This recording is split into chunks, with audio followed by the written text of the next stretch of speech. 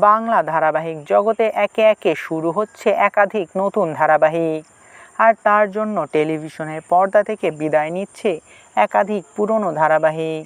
কিছুদিন আগেই শুরু হয়েছে জি বাংলার নতুন ধারাবাহিক অন্নপূর্ণার লক্ষ্মীরা। তো স্টার জলসার পর্দায় শুরু হয়েছে নতুন ধারাবাহিক কুমকুম। আর এবার টেলিভিশনের পর্দায় ফিরতে চলেছেন আরও এক জনপ্রিয় অভিনেত্রী সুস্মিতা দে, যাকে শেষবারের মতন দেখা গিয়েছিল স্টার জলসার কথা ধারাবাহিকে। আর এই ধারাবাহিকে অভিনয় করার মধ্য দিয়ে ব্যাপক জনপ্রিয়তা অর্জন করেছিলেন এই অভিনেত্রী। এই ধারাবাহিকের প্রধান অভিনেতা সাহেব ভট্টাচার্য স্টার জলসার গঙ্গা ধারাবাহিকের মধ্য দিয়ে আবারও ছোট পর্দায় ফিরেছেন। আর অনেক দিন ধরেই সুস্মিতাদের ফ্যানেরা অপেক্ষায় ছিল তিনি আবারও কবে পর্দায় ফিরবেন। অবশেষে ব্লুজ প্রোডাকশন হাউসের নতুন ধারাবাহিকের মধ্য দিয়ে স্টার জলসায় ফিরছেন এই অভিনেত্রী।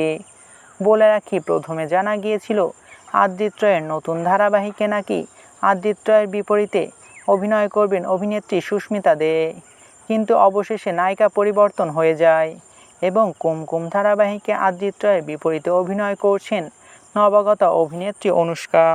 আর এবার ব্লুজ প্রোডাকশন হাউসের নতুন ধারাবাহিকে দেখা মিলবে অভিনেত্রী সুস্মিতা দেকে। ইতিমধ্যেই নাকি লুক সেটও হয়ে গিয়েছে। খুব তাড়াতাড়ি প্রোমো শ্যুট করতে চলেছেন এই অভিনেত্রী। বলে রাখি, কথা ধারাবাহিকে সুস্মিতা দে ও সাহেব ভট্টাচার্য একসাথে অভিনয় করার সময় প্রেমে পড়েছিলেন এই জুটি এবং তাদের সম্পর্ক এখনও চলছে। সাহেব ও সুস্মিতার জুটিকে দর্শকেরা খুবই পছন্দ করেন। সুস্মিতাদের নতুন ধারাবাহিকে ফেরা নিয়ে আপনার কি মতামত, তা অবশ্যই কমেন্ট করে জানাতে পারেন।